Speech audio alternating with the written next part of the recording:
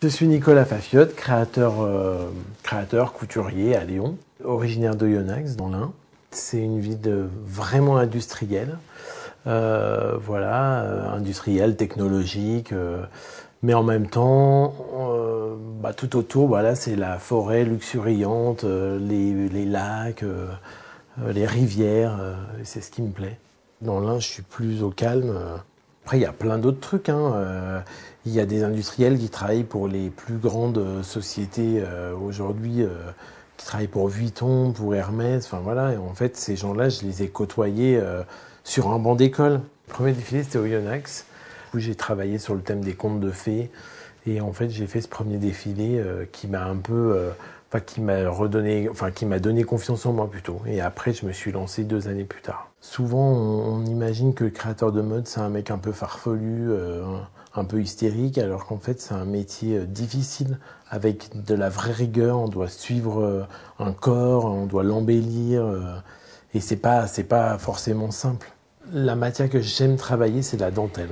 Alors avec la dentelle, on travaille beaucoup d'incrustations. Après, on peut les broder, les perler, les strass.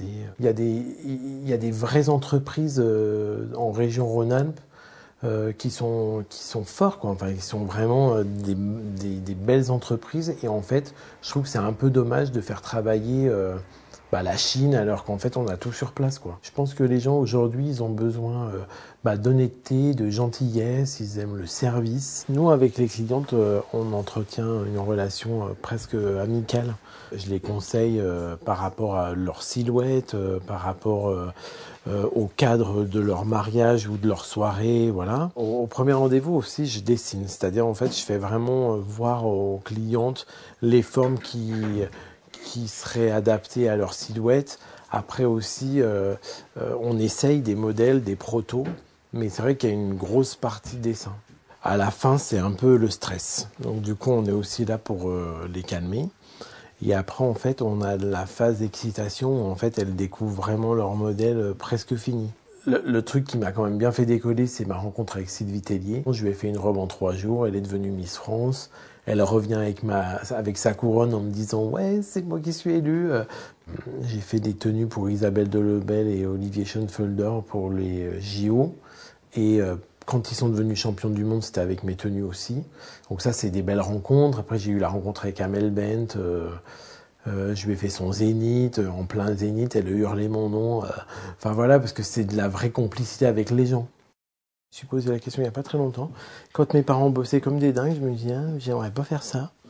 Et en fait, je suis un peu dans le même schéma. Chez ma boutique, je bosse comme un dingue. Mais je suis bien entouré, en fait. J'ai plein de monde autour de moi, donc c'est bien. Le luxe, pour moi, c'est vraiment déjà le service. Parce qu'en fait, aujourd'hui, c'est vraiment...